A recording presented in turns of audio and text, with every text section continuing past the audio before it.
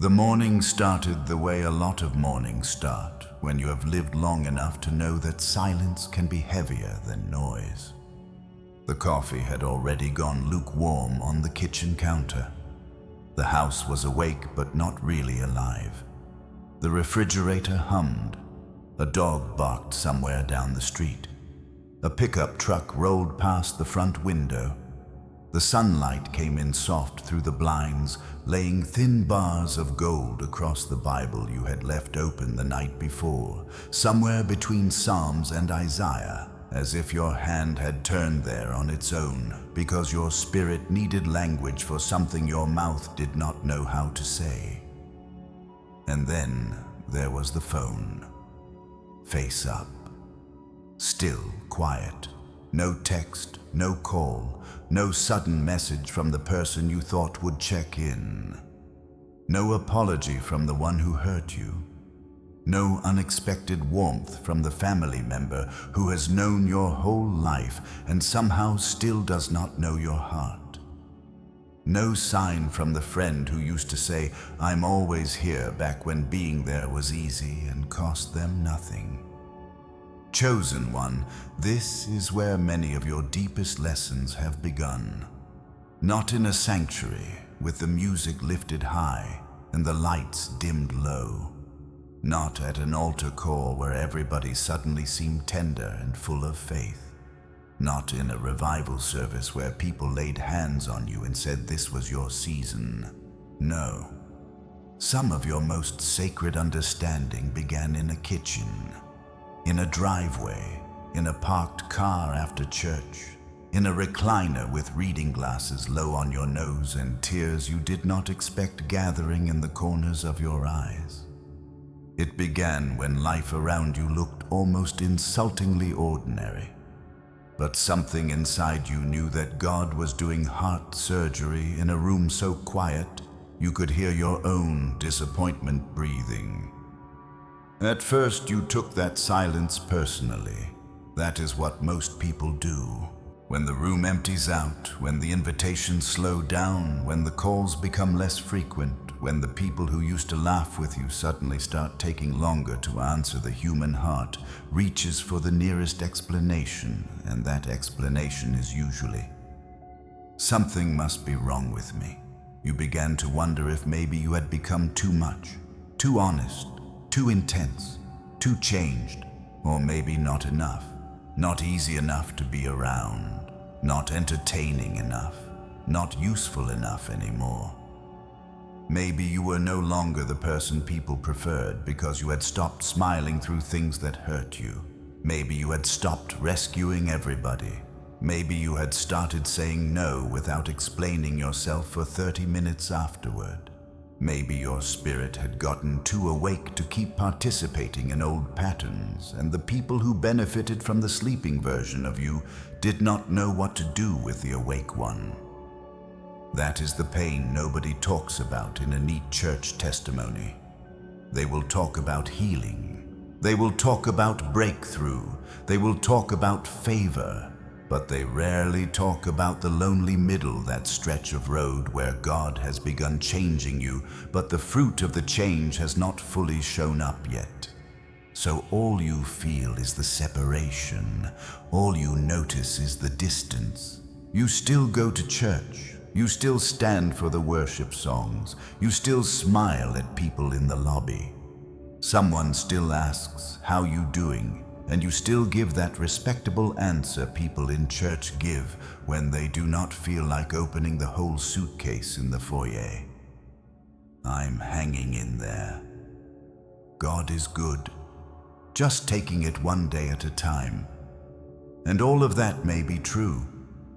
But what is also true is that part of you goes back to the car afterward and sits in the driver's seat a little longer than necessary because you are tired of being surrounded and still feeling unseen.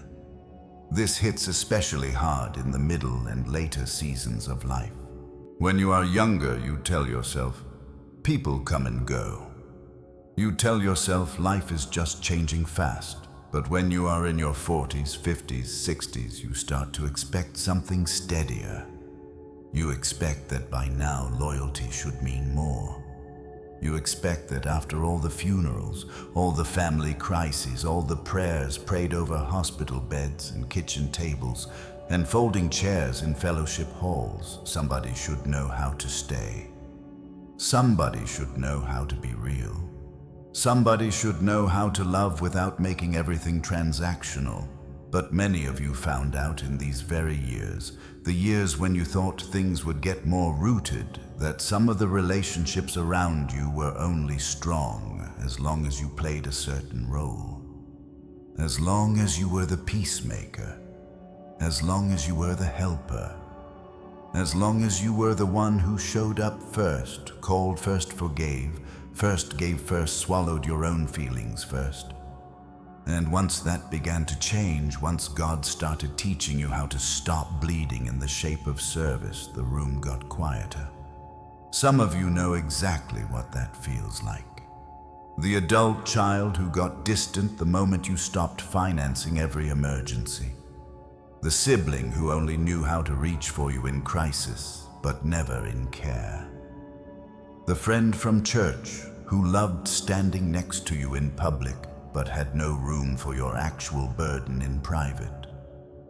The ministry circle that celebrated your gift as long as your gift came without needs, without boundaries, without truth.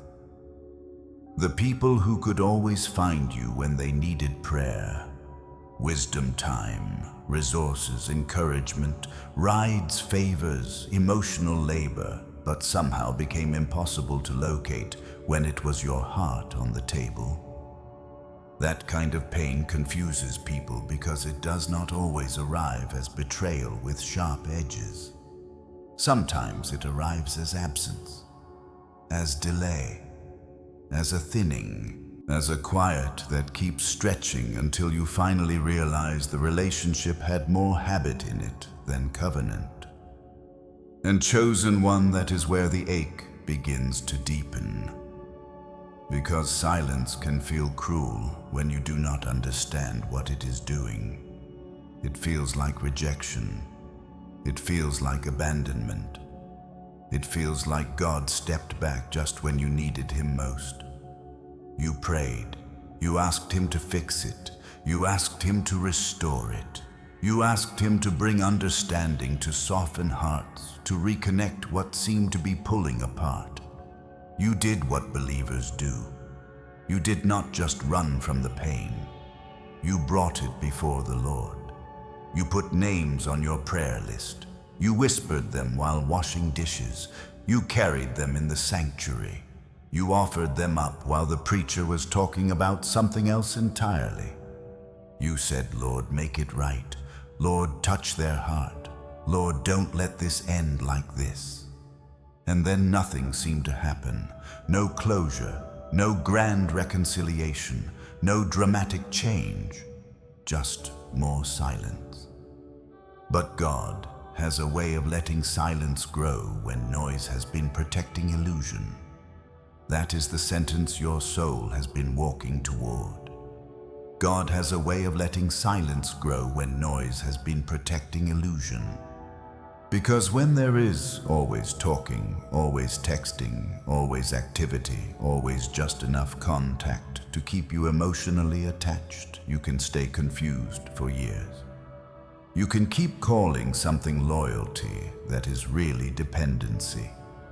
You can keep calling something friendship that is really convenience. You can keep calling something ministry alignment that is really mutual usefulness. You can keep calling something family closeness that is really guilt and history and old roles nobody had the courage to question. But when God begins lowering the volume, what was hidden by constant contact starts becoming visible. Suddenly you notice who only reaches out when they need something. Suddenly you notice who never asks how you are unless there is a practical reason. Suddenly you notice who knows how to post about love, preach about grace, talk about community, but cannot sit in the discomfort of your transformation because your growth is exposing their stagnation. Suddenly, you notice how many relationships were fed by your overextension, how many bonds were held together by your willingness to tolerate what never felt peaceful, how many people liked access to you more than they honored the oil on your life. It is a painful thing to realize that silence was not empty, it was diagnostic. That is why some of the quietest seasons of your life felt so spiritually loud. You were grocery shopping, and something inside you was unsettled. You were sitting in Bible study, and a phrase from Scripture landed different. You were driving home from work with Christian radio playing softly in the background, and instead of feeling comforted by everybody you used to keep around you, you began feeling a strange distance from patterns that had once felt normal. It was not because you had become cold. It was because God was clearing interference. He was teaching you the difference between what is familiar and what is faithful, between what is long-standing and what is life-giving, between what has always been there and what was actually sent by Him to go with you. This is where many chosen people struggle, because you are loyal by nature. Not fake loyal, not social media loyal, real loyal.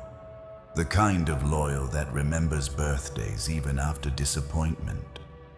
The kind of loyal that shows up with food after surgery, even when the last conversation was awkward. The kind of loyal that keeps praying for someone who has become a wound. The kind of loyal that wants to believe the best, wants to make room, wants to give grace, wants to leave the porch light on one more night, just in case goodness returns to the door. That kind of loyalty is beautiful when it is surrendered to wisdom. But when it is not surrendered, it can become the rope that ties you to people God has already started removing from your next chapter. And that is why silence hurts you more than some people. Because you do not just lose contact, you grieve deeply, you revisit memories, you reread tone, you ask yourself if you missed something, you replay conversations while folding laundry, while driving to doctor's appointments, while sitting in the church parking lot. You ask, did I do something wrong? Was I too direct? Was I not direct enough? Should I have reached out again? Should I have kept the peace? Should I have ignored what I felt? And while you are doing all that, heaven is trying to teach you something simple but difficult. Not everybody who walked with you was sent to finish with you. That truth can offend the heart before it frees the heart. Because there are people you assumed were permanent, people you pictured in your later years, people whose names were threaded into your idea of future peace. You thought they would be there at family holidays. You thought they would be there in the new season. You thought they would know how to handle your becoming. You thought the friendship had enough God in it to survive your growth. You thought the bond had enough honesty in it to survive a boundary. You thought the connection had enough maturity in it to survive your healing. But healing changes the terms of many relationships. When you stop needing what is unhealthy, unhealthy things often stop knowing how to stay connected to you. That is one of the hardest revelations for people in this stage of life. Because by now you know how much time matters. You know what years cost. You know what it means to pour a decade into a friendship, a ministry, a marriage-like bond that was never fully named a family role that consumed your energy. A church environment where you kept hoping the culture would match the sermons. You know what it means to show up over and over and still leave feeling like your soul had been leaned on but not loved. And when God begins to reveal that some people were assigned to a season and not to your destiny, your first reaction is often grief, not gratitude. You grieve because you are not just losing them in the present. You are mourning the future you imagined with them in it. You are mourning the version of the story you thought you were living. You are mourning the hope that one day they would become what you kept waiting for them to be. And chosen one, let this sink all the way in. Sometimes the deepest heartbreak is not over who someone was. It is over who you kept hoping they would eventually become. That realization humbles you. It brings you face to face with your own tenderness. It shows you how much of your heart was invested not just in reality, but in possibility. You did not stay only because of what the relationship was. You stayed because of what it could have been, because of the history, because of the moments that felt real, because of the prayers prayed, because of the occasional glimpse of softness that made you think maybe the whole thing could still turn around. But God sees the full fruit. He sees patterns you keep renaming because your heart is good. He sees the exhaustion under your mercy. He sees the confusion under your patience. He sees how many times you have asked him to bless something that has been draining the clarity he is trying to establish in you. So, he lets the silence grow, not because he is cruel, not because he is punishing you, not because he enjoys watching you wrestle with unanswered feelings. He lets the silence grow because truth sounds different when the room finally empties. Some people could only keep their place in your life through momentum, through busyness, through old roles, through your habit of overreaching, through your fear of being misunderstood, through your desire to be seen as loving at all costs. But once the momentum slowed, once the reaching became exhausting, once the pleasing started to die, once God began asking you to choose peace over performance, the connection could not hold under the weight of reality. And that is when the chosen one starts to understand that not every separation is sabotage. Some separation is revelation. Some separation is heaven answering the prayer you prayed in a form you did not expect. You asked God for truth, and he answered with distance. You asked God for discernment, and he answered with silence. You asked God to reveal hearts, and he answered by removing the distractions that kept you from seeing clearly.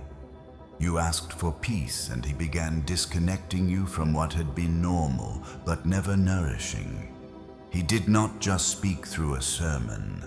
He spoke through what stopped working. He spoke through what stopped flowing.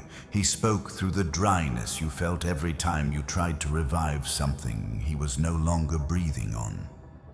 This is not easy teaching because many of you were raised to think that keeping every relationship alive was proof of spiritual maturity. You were taught, sometimes directly and sometimes subtly, that constant availability was love, that endless tolerance was holiness, that self-erasure was service, that if you were truly godly, you would keep making room no matter how depleted you felt. So when the relationship begins thinning, you assume the faithful thing is to chase harder, pray harder, explain more, fix faster, apologize even when you are not the one violating peace. But there comes a point where chasing becomes disobedience. There comes a point where explaining becomes a way of resisting what God has already started revealing. There comes a point where keeping something alive is no longer mercy, it is fear. And many of you have lived long enough to know that fear wears church clothes sometimes. Fear quotes scripture sometimes. Fear says, I'm just trying to do the right thing, when what it really means is, I am terrified of what it will mean if this is truly ending. Fear says, I just want peace, when what it really means is, I do not want to face the grief of accepting that this person was never who I thought they were. Fear says, maybe I need to try one more time, when what it really means is, I still hope effort can buy clarity. But chosen one, there are seasons where clarity cannot be bought through more effort. It can only be received through surrender, and this surrender is not flashy, it is deeply ordinary. It looks like not sending the text you have rewritten 8 times. It looks like not forcing a lunch date just to keep the bond from dying. It looks like not giving another long explanation to someone committed to misunderstanding you. It looks like not carrying everybody's emotional weather in your own body. It looks like sitting with the discomfort of not being able to control how you are perceived. It looks like praying, Lord, if this relationship is truly from you, sustain it without me having to betray my peace to keep it alive. That is a mature prayer. That is not a bitter prayer. That is a holy prayer. Because it puts the connection in God's hands and removes your flesh from the position of Savior. And then something starts to happen in that silence. At first, you notice pain. Then you notice patterns. Then slowly you begin to notice peace. Not excitement, not adrenaline, not dramatic breakthrough. Peace, a steadier breath, a lighter spirit after declining something you used to say yes to out of guilt, a strange calm when you stop checking your phone for the message that never comes, a deep exhale after telling the truth simply instead of dressing it up to protect everyone else from discomfort, a quiet knowing when you leave the church parking lot and realize you are no longer asking God to make everybody understand you. You are asking Him to keep you aligned. That shift matters because it means you are moving from relationship addiction into spiritual discernment. You are moving from who still wants me to, who is actually right for what God is doing in me. You are moving from how do I keep this from falling apart to why am I trying so hard to keep alive what never carried peace? You are moving from desperation to diagnosis. And diagnosis, while painful, is mercy. Because once you see clearly, you can stop bleeding for things that were never built to nourish you. Still, let us tell the truth. What hurt you most was not always that people left. What hurt you most was realizing how loyal you had been to people who were only temporary. That is the deeper wound. You can survive distance. You can survive disappointment. You can even survive betrayal. But what rattles the soul is the moment you realize you are carrying a level of faithfulness in your heart that was never being mirrored back to you. You were protecting people in rooms they would not protect you in. You were defending motives they had no intention of purifying. You were extending grace far beyond what they extended to you. You were keeping the relationship warm with your effort while mistaking their occasional response for mutual care. And when you finally see that there is a grief that rises which is very difficult to name, it is not just sorrow over them, it is sorrow over yourself, not in a shameful way but in a tender way. You look back and think, I stayed too long, I excused too much. I kept making spiritual meaning out of things that were simply inconsistent. I kept hoping that history would turn into covenant. I kept treating temporary people like permanent assignments. I kept allowing my compassion to overrule my discernment. That realization can make a person feel foolish, but God does not want you living in foolishness or regret. He wants you living in wisdom. There is a difference. Regret says, how could I have been so blind? Wisdom says, now I know what love without discernment costs. Regret keeps you stuck in self-accusation. Wisdom turns the wound into sight. And chosen one, you need sight in this next season. Not just comfort, not just restoration, sight. Because if God is bringing you into a season of greater peace, greater purpose, greater clarity, greater use, you cannot carry the same confusion with you. You cannot keep dragging people into your next chapter just because they occupied a large part of the last one. You cannot keep letting history override fruit. You cannot keep measuring relationships by length instead of by truth. Some people were with you because of where you were, not because of where you were going. Some people knew how to relate to the version of you that was still over-explaining, still over-giving, still over-enduring, still trying to earn closeness through usefulness. But the version of you God is raising in this hour cannot be carried by the same patterns. Your next season requires less emotional noise and more spiritual honesty. That is why the silence had to grow. Because as long as everybody was talking, you could not hear. As long as there was just enough contact to keep hope attached to illusion, you could not see. As long as you were busy managing perceptions, soothing tensions, bridging gaps, and preserving roles, you could not feel the truth in your own spirit. God had to let the room get quiet enough for you to hear what peace had been trying to say all along. And what peace has been saying is this: whoever was truly sent by God will not require you to shrink in order to stay connected. Whoever was truly sent by God will not need you to betray your boundaries to preserve their comfort. Whoever was truly sent by God will not punish your healing. They will not disappear because you became harder to manipulate. They will not grow cold because you stopped performing the old role. They will not need endless explanations to honor what God is doing in your life. The right people may not always be loud, but they will be stable. They may not always be dramatic, but they will be clean in spirit. They may not always say everything perfectly, but they will not keep you in a state of confusion. That matters more than many of you were taught.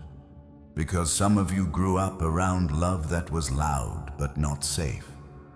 Around religion that was active but not healing. Around family bonds that were strong in history but weak in truth. Around church culture that celebrated sacrifice more than wholeness. So you learned to associate intensity with depth. You learned to associate busyness with faithfulness. You learned to associate emotional demand with closeness. But peace is teaching you a different language now. Peace is showing you that what is truly from God does not keep leaving you anxious, guilty, foggy, overextended, and internally split. No, peace steadies. Peace strengthens. Peace leaves room for your soul to breathe. And chosen one, if you are honest, some of the people you kept trying to save the relationship with never left you peaceful. They left you spinning. They left you checking tone. They left you overthinking every conversation. They left you preparing speeches in the shower and replaying moments while driving to the pharmacy, or sitting outside the doctor's office, or staring at the ceiling at 2 a.m. That is not always evidence of evil, but it is often evidence of misalignment, and misalignment, when tolerated too long, becomes exhaustion. That is why God loves you enough to let certain rooms thin out. He loves you enough to let your hand come back empty from some doors. He loves you enough not to let every connection survive. Because if every relationship remained intact, just because you wanted peace, you would carry too many wrong voices into the place where His voice must become clearest. And the more precious the assignment on your life, the more necessary this kind of pruning becomes. So do not despise the silence. Do not rush to medicate it with more noise, more people, more over-explaining, more pretending, more performance. Sit with it. Let it tell the truth. Let it expose what was only being held together by your effort. Let it show you who only knew how to relate to your wounds and not your wholeness. Let it reveal where your loyalty exceeded the actual fruit of the relationship. Let it teach you that some people were part of the road, but not part of the arrival. Because this is not the end of your story. This is the deep middle where heaven is untangling your heart from what was never meant to define your future. This is the place where God is teaching you that silence is not always absence. Sometimes it is mercy with the volume turned down. Sometimes it is the hand of God removing the clutter so you can hear the truth that would have been drowned out any other way. Sometimes it is the kindness of the Lord refusing to let you bring temporary people into permanent territory. And yes, that hurts. It hurts because you loved. It hurts because you hoped. It hurts because your heart was sincere, but your sincerity is not wasted just because someone temporary received it. God saw every ounce of loyalty you poured out. He saw the meals, the phone calls, the late-night prayers, the patient explanations, the second chances, the folded hands, the tears wiped away before anyone could notice. He saw you trying to hold together what mattered to you. And now, in His mercy, He is showing you what was never meant to go with you. So if the room has gotten quiet, do not call it empty too fast. If the phone is still, do not call it abandonment too fast. If the circle has gotten smaller, do not call it failure too fast. God may be doing one of the most merciful things He has ever done in your life. He may be letting the silence grow so you can finally hear what all the noise kept covering up. He may be revealing that not everybody who started with you was sent to finish with you. He may be showing you that your next season is too sacred to be crowded with confusion. He may be teaching you that what leaves your life is not always what you lost. Sometimes it is what could not survive the truth of who you are becoming. And this is where the story begins to turn, not because everything around you suddenly changes overnight, not because the people who went quiet all come back with apologies and flowers and better behavior. Not because every unanswered question gets wrapped up with a neat little bow, but because something in you begins to hear differently. That is the deeper miracle. Before God changes the landscape, He often changes your hearing. Before He rearranges the room, He retrains your spirit to recognize what is holy and what is merely familiar. Before He sends the right people, He teaches you how not to chase the wrong ones.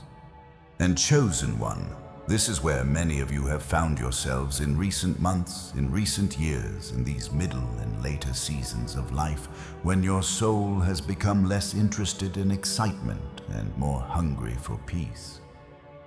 You are not looking for loud anymore. You are not looking for people who know how to impress, who know how to perform, who know how to use the language of care without carrying the weight of it in private. You are beginning to crave what steadies you, what leaves you clear, what does not require you to recover from it afterward. For years, some of you mistook intensity for alignment. You thought if something was emotionally charged, if it was deep, if it involved long conversations, dramatic reconciliations, repeated cycles of conflict and repair, it must mean the relationship mattered in some rare and special way. You thought if someone could stir your emotions, command your attention, keep you thinking about them, then surely they held an important place in your life. And in the church world, this confusion gets even more tangled because people know how to dress instability in spiritual language. They know how to call it discernment when it is suspicion. They know how to call it honesty when it is harshness. They know how to call it closeness when it is dependency. They know how to call it burden sharing when it is emotional dumping. They know how to make disorder sound deep, and many chosen ones, because your hearts are tender and your desire to love is sincere, stayed in cycles far too long because the intensity felt meaningful. But God, in His mercy, begins teaching you something different. He begins teaching you to hear peace, not performance. He begins teaching you that just because someone can move your emotions does not mean they are trustworthy for your future. Just because something feels urgent does not mean it is sacred. Just because someone says they are for you does not mean they are assigned to you. And just because a relationship is loud does not mean it is alive in the way heaven defines life. The Lord starts retraining your nervous system and your spirit at the same time. He begins to separate adrenaline from anointing. He begins to separate familiarity from faithfulness. He begins to separate what flatters your emotions from what actually strengthens your soul. That lesson often comes in quiet American moments that nobody would call dramatic if they were watching from the outside. It comes while you are driving home on a Tuesday evening after work, passing gas stations and strip malls and little churches with changeable letter signs out front, and you realize you feel more peace alone in that car with worship music playing softly than you do in certain relationships you have been fighting to keep.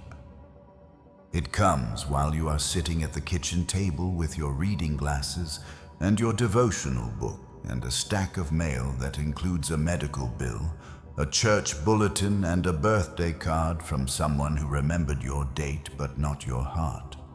And you realize that the presence of God feels safer than some of the people you have spent years trying to stay connected to. It comes when you leave a family gathering and instead of feeling warm, you feel wrung out. And on the drive home, the Holy Spirit whispers, "This is not how love is supposed to leave you feeling." It comes after church on Sunday when the sermon was on forgiveness and patience and kindness, and yet in the parking lot you suddenly understand that forgiveness does not mean permanent access. Patience does not mean endless confusion, and kindness does not mean volunteering your peace for someone else's dysfunction. This is a hard lesson for people raised in church culture, especially if you came from environments where being a good Christian was often confused with being endlessly available. Many of you were taught to smile through pain, to endure without complaint, to make excuses for other people's immaturity, to accept crumbs and call it grace. To keep your heart open to people who never handled it carefully, because somebody somewhere once said that love means keeping the door unlocked, no matter how many times peace gets stolen from your house. But the older you get, the more your soul begins to cry out for something truer than performance. You start realizing that if a connection consistently leaves you anxious, guilty, depleted, and spiritually foggy, it may be familiar, but it is not peaceful. And if it is not peaceful, it is not something you should keep romanticizing simply because it is old. Peace has a language. Peace does not always shout, but it tells the truth. Peace tells you when you are shrinking to stay liked. Peace tells you when you are editing your honesty to preserve a connection that cannot survive truth. Peace tells you when you are walking into a room already bracing for misunderstanding.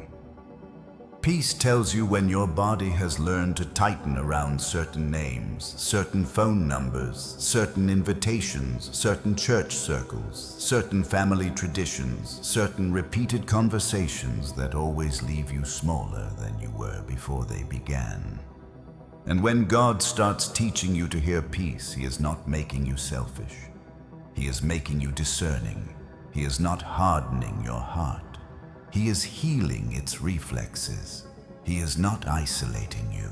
He is calibrating you for the company that belongs to your next season, because the next season requires different ears, different boundaries, and different company. That is not a slogan. That is survival. That is stewardship. That is what it means to stop dragging old confusion into a future that has been prepared for clarity. Many of you are standing at a point in life where appearances have lost their power. You have already spent too many years trying to keep the family table looking normal when the atmosphere around it was not healthy. You have already spent too many years maintaining church friendships that only functioned inside the building and disappeared when real life got heavy. You have already spent too many years being the strong one, the forgiving one, the one who made it easier for everyone else to avoid their own growth. And now the Lord is saying, no more.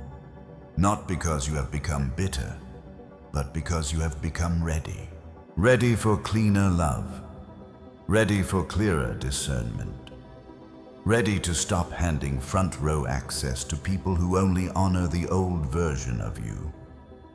That next season may not look flashy to the outside world, but inside it is a revolution. It looks like stronger boundaries without endless guilt. It looks like declining invitations that cost too much inwardly. It looks like not explaining every personal decision to people who have not earned that level of access.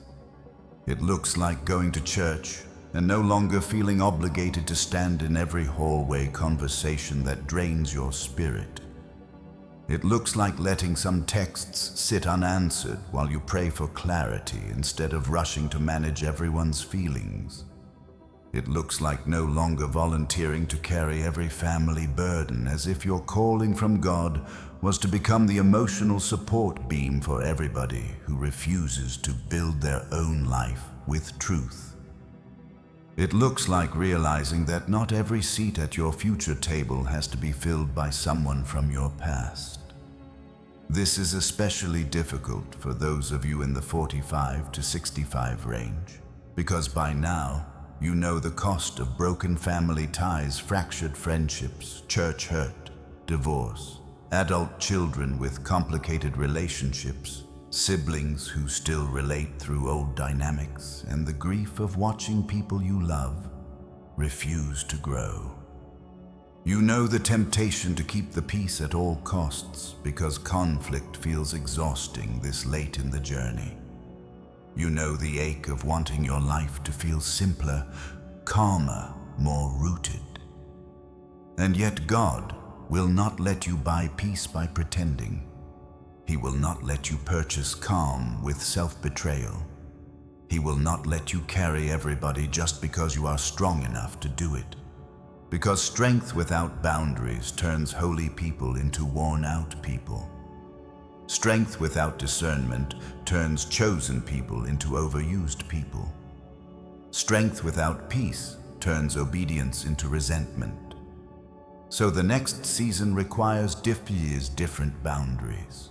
Not punishing boundaries, not dramatic boundaries, not social media boundaries where you announce every change to prove you have finally learned your worth. Quiet boundaries. Mature boundaries. Boundaries built from prayer, not pride. Boundaries that say I love you, but I will not keep circling the same confusion. Boundaries that say I forgive you, but forgiveness does not mean I hand you the keys to my inner room again. Boundaries that say I wish you well, but I am no longer responsible for making you comfortable with the person God is raising me into. Boundaries that do not need applause. Boundaries that do not always need explanation. Boundaries that are less about controlling others and more about cooperating with the peace God is growing in you. And with different boundaries comes different company. This part can feel both exciting and deeply sad. Exciting because your soul knows there are cleaner connections ahead, people who do not need the wounded version of you to stay close. People who can honor your growth without treating it like betrayal. Sad because the arrival of the right company often begins with the departure, or at least the loosening of the wrong company. You do not always lose people through a dramatic split. Sometimes God simply lets the appetite change. You stop craving what once consumed you. You stop finding comfort in the conversations that once pulled you in. You stop needing everyone to understand. You stop over-identifying with circles where your name is known, but your spirit is not nourished.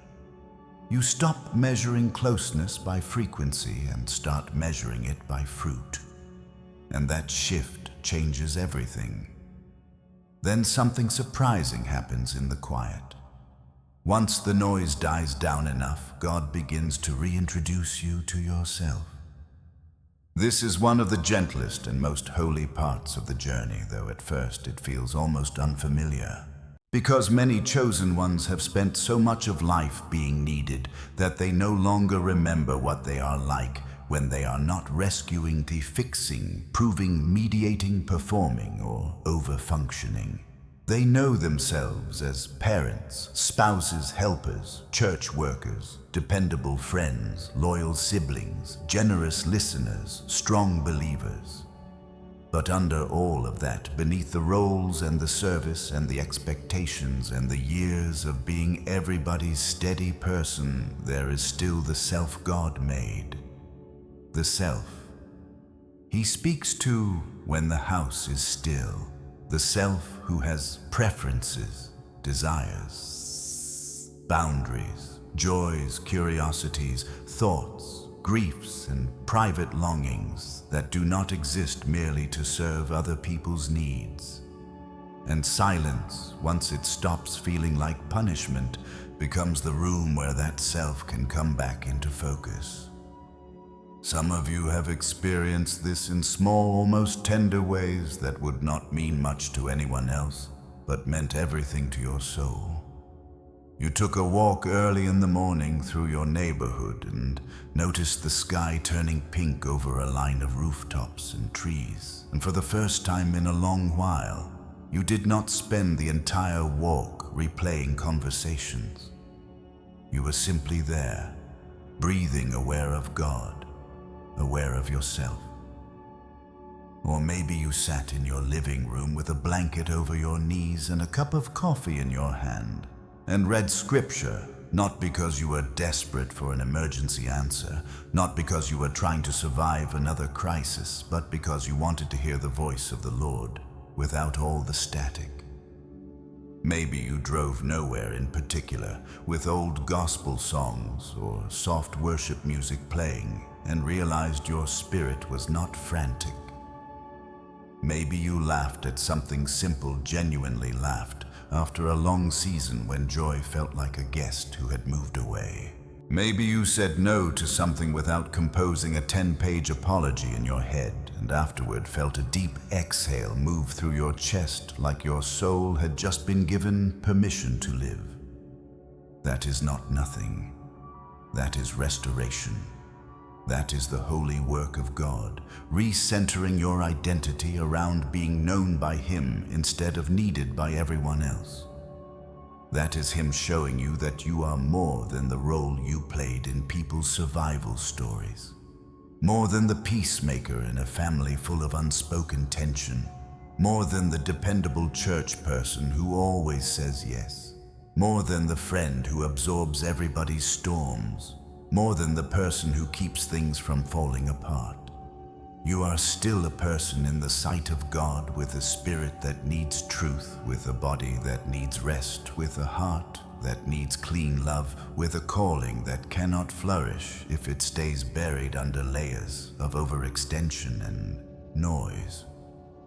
When God reintroduces you to yourself, He also begins healing the fear that if you are not constantly available, you will disappear from people's minds and hearts. This fear runs deep in many believers, especially those whose love has often been measured by their usefulness. There can be a quiet terror underneath all the helping and all the showing up, a fear that if you stop, if you rest, if you become less reachable, less overcommitted, less willing to absorb everything, then people will leave. And maybe some will, maybe some already have. But that is exactly how God reveals what was built on access instead of affection. The right people may not love every change. They may need time to adjust. They may not always understand your boundaries right away, but they will not require your depletion as proof of your devotion. They will not need you to stay overextended in order to stay connected. That is one of the surest signs that heaven is doing a deeper work in your relationships. The ones who belong in your life can survive your health. As this clarity grows, you begin to see that what looked like reduction was actually refinement. That is one of the enemy's favorite lies in this season. He whispers, "Your world is getting smaller. You are losing people. You are being forgotten. Life is narrowing because you missed your best years." That lie hits hard for viewers in midlife and beyond because there are already so many natural transitions happening. Children grow up and build their own lives. Parents age or pass away. Retirement changes routines. Bodies change. Energy changes. Some dreams do not unfold the way you pictured them in your 30s. Some doors close. Some friendships drift. Some church communities shift. Some of the noise that once filled your life simply is not there anymore. So when God begins narrowing the circle on top of all that, it can feel like life is collapsing in on itself. But chosen one, your life is not being reduced. It is being refined. There is a difference between smaller and clearer. There is a difference between losing and pruning. There is a difference between isolation and consecration. God is not making your world empty. He is making it honest. He is removing emotional clutter so you can see what is real. He is stripping away what cannot carry your next season so that what remains and what comes can stand under the weight of your calling. You are not being abandoned to a smaller existence. You are being prepared for a more aligned one. That means some things had to go. Some patterns had to break. Some circles had to thin. Some habits of people-pleasing had to die. Some endless internal negotiations had to come to an end. Some emotional overreach had to be named. Some family myths had to lose their power. Some church roles had to stop defining your worth. Some old identities had to be laid down not because they were all evil, but because they were no longer enough for where God is taking you. The Lord is too faithful to let you carry confusion into clarity. He is too loving to let you keep calling misalignment by holy names. He is too committed to your peace to let you drag every old voice into the room where he is trying to speak plainly. And yes, this refinement can feel lonely. All transformation has lonely moments. Even Jesus had people who loved the miracles and could not stay with the deeper path. Even Elijah knew what it was to feel alone. Even David learned the cave before the crown. Even Ruth had to leave what was familiar to walk into what was assigned. Scripture is full of people who had to pass through a thinning in order to arrive at alignment. The American version of that thinning may not look like a desert in the literal sense. It may look like a smaller contact list, a quieter calendar, fewer forced lunches, less emotional chaos, more evenings at home, more time with the Lord, more awareness of your own thoughts, more stillness in the car after church, more discernment at the family reunion, more restraint when you once would have over-explained. But spiritually, it is the same kind of holy preparation, a narrowing, a clearing, a making ready. And in that making ready, the Lord exposes something else. He shows you that the people who truly belong in your life will not need the old version of you to stay close. That may be one of the most liberating truths in this entire journey.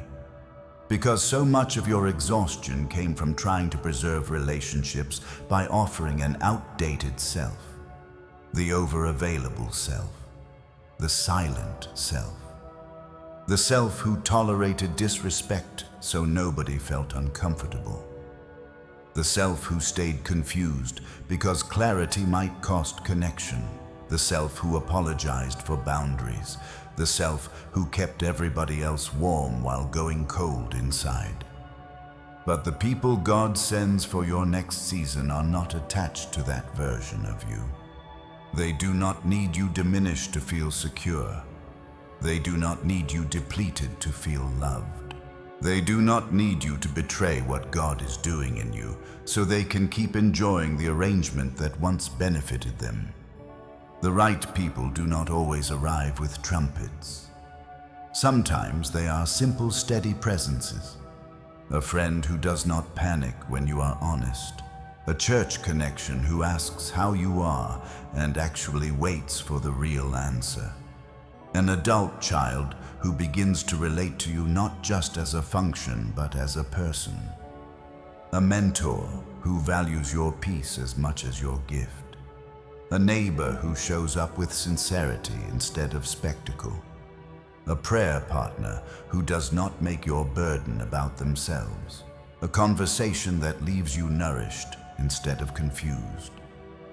The right company often feels quieter than the wrong company because it is not built on emotional fireworks. It is built on truth. It is built on respect. It is built on mutual honor. It is built on the ability to remain connected without needing constant drama to prove importance.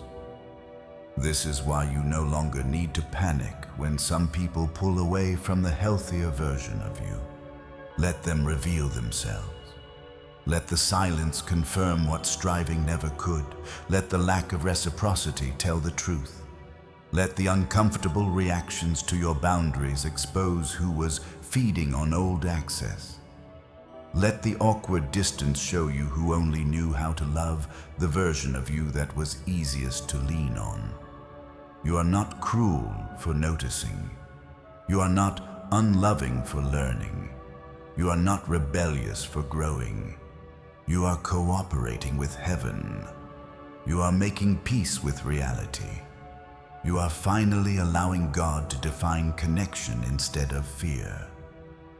There comes a point in spiritual maturity when you stop begging old relationships to validate your new season. You stop trying to convince everybody that your growth is good. You stop writing emotional essays in your head to people who are committed to misunderstanding you. You stop chasing closure from those who benefited from your confusion. You stop asking every absent person to explain themselves. You stop needing one more conversation to say what the fruit has already made plain. That does not mean you become hard. It means you become released. That is different. Hardness closes the heart. Release frees it. Hardness says, I will never care again. Release says, I care, but I am no longer chained to what care used to cost me. And chosen one, that release is what changes the atmosphere of your life. The same house may still be your house. The same church may still be your church, at least for now. The same town may still be your town. The same routines may still be your routines. The same bills may still come in the mail. The same body may still carry the normal aches and limits of these years. Some of the same unresolved realities may still be sitting there, but inside something is no longer frantic. You are no longer rehearsing speeches for imaginary conversations. You are no longer building your whole emotional week around who did or did not text back. You are no longer asking God to keep alive what has no peace left in it. You are no longer confusing noise with love. You are no longer measuring your worth by your usefulness. You are no longer calling every thinning a tragedy when some of it is mercy. That is a powerful place to live from, because once the season of proving is over, the season of hearing begins. Once the season of over-explaining is over, the season of quiet authority begins. Once the season of clinging to temporary people is over, the season of holy alignment begins. And alignment may not always look dramatic to the outside world, but it feels like oxygen to the soul. It feels like honesty. It feels like the freedom to stop carrying what was never yours. It feels like coming home to yourself under the gaze of God. It feels like sitting in silence and not being afraid of what it might say. It feels like recognizing that peace is no longer rare in your life, because you have stopped handing access to everything that disrupts it. So here at the end of this story, the scene returns to something simple. Maybe it is that same kitchen from the beginning. Maybe it is early morning again. The coffee is there. The Bible is there. The light is coming in through the blinds.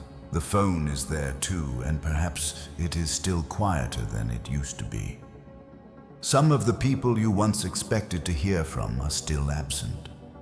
Some explanations still have not arrived. Some questions have not been answered in the ways your emotions once demanded. But you are not the same person sitting in that room now. The quiet is no longer your enemy. It is not mocking you. It is not accusing you. It is not proof that God forgot you. It has become a teacher. It has become a witness. It has become the place where truth grew loud enough to free you. You understand now that God let the silence grow so you could hear who was never sent to go with you. He let the room empty so the truth could stop competing with all the emotional static. He let some voices fade so his voice could become clearer. He let some doors stay closed because what is assigned to your life cannot be carried by people who only knew how to love your old wounds. He let some relationships loosen because your next season requires cleaner ground, steadier faith, quieter strength, and a company that can honor the person you are becoming instead of demanding the person you had to be in order to survive. So no chosen one, not everyone who started with you was meant to finish with you. Not everyone who knew your story was prepared for your next chapter. Not everyone who loved your availability was sent to honor your calling. And that is not a failure. That is not even mainly a loss. In many cases, it is mercy disguised as silence. It is protection disguised as distance. It is refinement disguised as reduction. It is God in his faithful love removing what could not travel into the territory he is preparing for you. And what he is preparing is not a noisy life. It is not a crowded life. It is not a life where everybody finally approves of you. It is holier than that. He is preparing a life where peace becomes more familiar than confusion, where truth becomes more comfortable than performance, where boundaries no longer feel like betrayal, where your relationship with him becomes more precious than your need to be understood by every person from your past, where the people who are truly assigned can recognize you without requiring you to become smaller, where you can sit in a quiet room, in a quiet car, in a quiet heart, and know that you are not alone, not late, not forgotten, not rejected, but led. So let the silence say what it came to say. Let it finish its work. Let it reveal. Let it untangle. Let it cleanse the lens of your discernment. Let it teach you to hear peace. Let it train your boundaries. Let it reintroduce you to yourself. Let it refine your circle. Let it expose the difference between those who are attached to your access and those who are aligned with your purpose. Let it confirm that what is truly from God can remain standing without you having to sacrifice your soul to keep it alive. And then rise not in bitterness, not in pride, not in coldness, but in freedom. Rise with a quieter spirit and a clearer ear. Rise with less need to explain and more trust in what peace has already shown you. Rise knowing that the silence was never empty. It was holy ground. It was the place where God taught you who could walk with you when he was the loudest voice left in the room.